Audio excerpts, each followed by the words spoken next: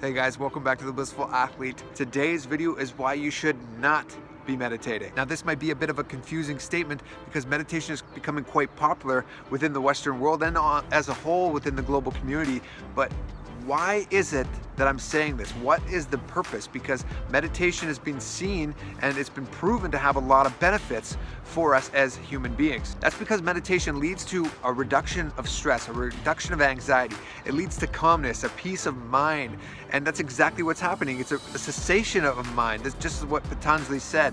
But ultimately, there is something more to us that we're trying to pull out of us, and meditation doesn't do that.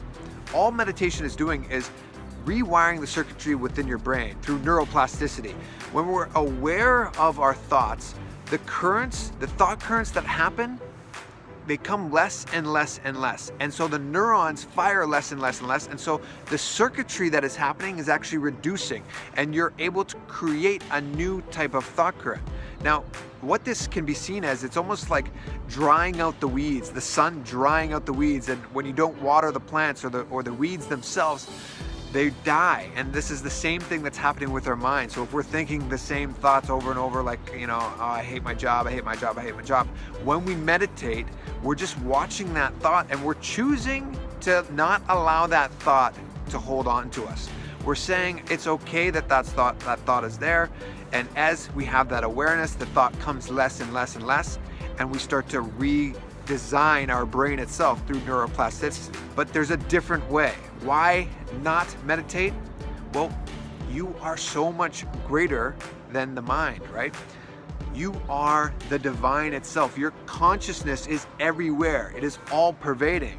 So rather than just have cessation of mind, what we need to do is connect to that Advaita, that oneness space, which is everywhere. The consciousness that is all around us is within you as well. So when we connect and start there, and I'll reiterate this, where we start matters. This is exactly what my guru is saying. If we're starting in that space of Advaita, that is ultimately where we're going to end as well. And when we're in that space of Advaita, connected to Sadashiva, that is how we experience the ultimate. What is the ultimate exactly? Well, it is when you feel connected to the whole and you express all the abilities of the whole. And that is the sacred powers, the Shaktis that come from that space. And this is not to be confused with Siddhis. Siddhis are when we're controlling energy around us, but Shaktis come from that space of oneness. And so rather than meditate, you should sit and embrace and embody Sadashiva. What happens now is your brain literally gets rewired. You're developing a new circuitry to allow yourself to feel empowered, but to be empowered. And when you're empowered and when you're in that space of Sadashiva, you can create your reality as you choose. So rather than just feeling peace of mind and reducing stress and disease, we're embodying a really powerful state. We're embodying the powers of the cosmos itself. And so this is why we should not meditate, and this is why we should sit and manifest powers. Because when you are initiated by a master, by my guru, His Holiness Paramahamsa Nithyananda, he is awakening this true potential within you. He is awakening the ultimate consciousness that is you. You are so much more than just this human being. You're all everywhere. You're in everything. You are Sadashiva. You are the creator. You cannot separate yourself from it. Just like the Big Bang came from this tiny little pea structure, when it exploded, all the other pieces, they're coming from that tiny pea. You are just like that tiny pea itself. You are the little particles coming back to the whole.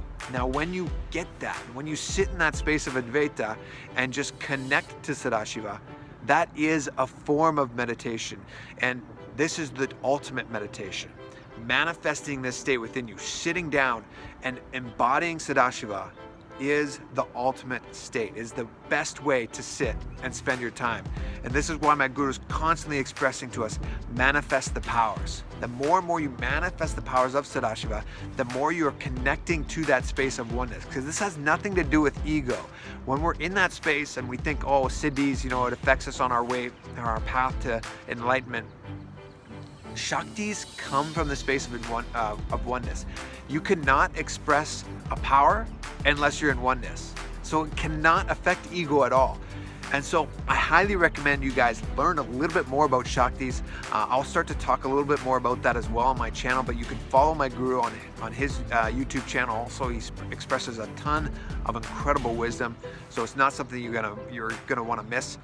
If you like this video, if you got something from it, please give me a thumbs up and also leave a comment and subscribe to the channel too if you haven't done so. Looking forward to sharing some more knowledge with you guys as always, and can't wait to see you guys in the next video as well. Take care and be blissful. And be blissful.